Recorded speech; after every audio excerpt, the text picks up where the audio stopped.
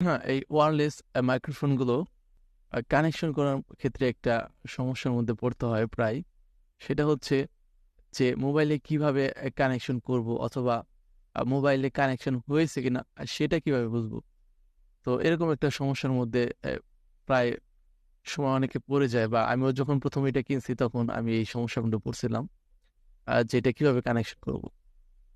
তো এটা আসলে কানেকশন করা খুবই সিম্পল। তো কিছু ফোন আছে যেগুলোতে ফোনের ভিতরে দেওয়ার সাথে কানেকশন হয়ে যায়। আর কিছু ফোন আছে যেগুলাতে আপনার হচ্ছে কানেকশন করে নিতে হয়। ঠিক আছে? তো তারপর হচ্ছে এটা অন করব, হ্যাঁ? মাইক্রোফোনটা অন করব। অন করার পরে এখানে দেখা যাচ্ছে যে লাল এবং সবুজ বাতির ২ টা জ্বলতেছে। তার মানে হচ্ছে এটা কানেকশন হয় নাই। ঠিক আছে? তো যদি এটা কানেকশন হতো সেক্ষেত্রে কিন্তু শুধু আ সবুজ কালার বাত্তিটা জ্বলতো। ঠিক আছে?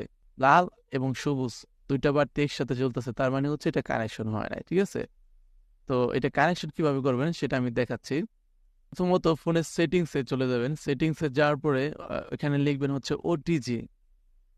তো এখানে ওটিজি লেখার পরে নিচে দেখতে পাচ্ছেন ওটিজি সিস্টেম চলে আসছে। তো এখানে ট্যাপ করার পর নিচে থেকে ওটিজিটা অন করে দেবেন। ঠিক আছে? তো এখান থেকে ওটিজি অন করে দেওয়ার পরেই কিন্তু এখানে দেখতে পাচ্ছেন ওটিজি কানেকশন, হ্যাঁ? এটা অন করে দিবেন। তো এটা অন করে দেওয়ার পর থেকে কিন্তু আপনার ফোনের সাথে এটা কানেকশন হয়ে যাবে। ঠিক আছে?